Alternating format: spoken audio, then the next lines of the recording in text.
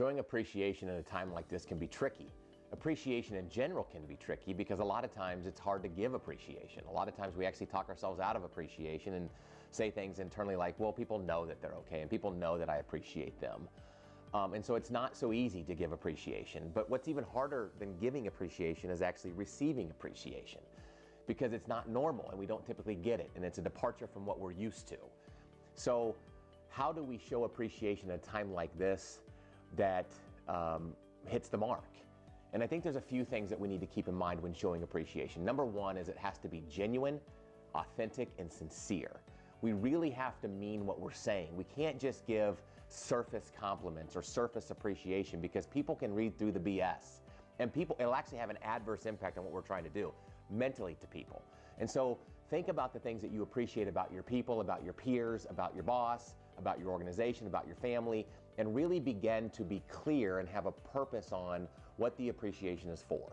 That's number one. Make sure it's authentic, sincere, and warranted, if you will.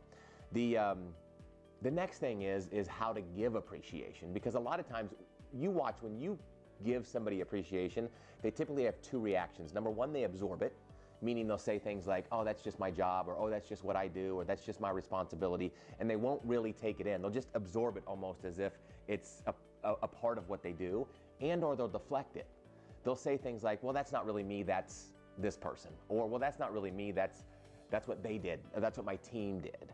And so, because again, it's not normal to just accept it and say thank you. And so when giving appreciation, a couple things. One is be clear on what you appreciate, and then two, provide evidence. Because what most people are saying internally when they get appreciation, they won't say it out loud, but what they're saying internally is they're saying, prove it. Prove to me why you say that. And so when you're giving appreciation, make sure you're clear on the what, and make sure you provide evidence on why you say that. And if you do that, if it's authentic, warranted, sincere, you give evidence on why, it's harder to deflect, it's harder to absorb.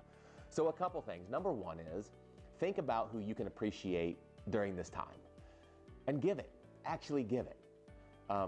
About what, make sure you're clear on the purpose, and provide evidence. And number two, when people give you appreciation, just say thank you.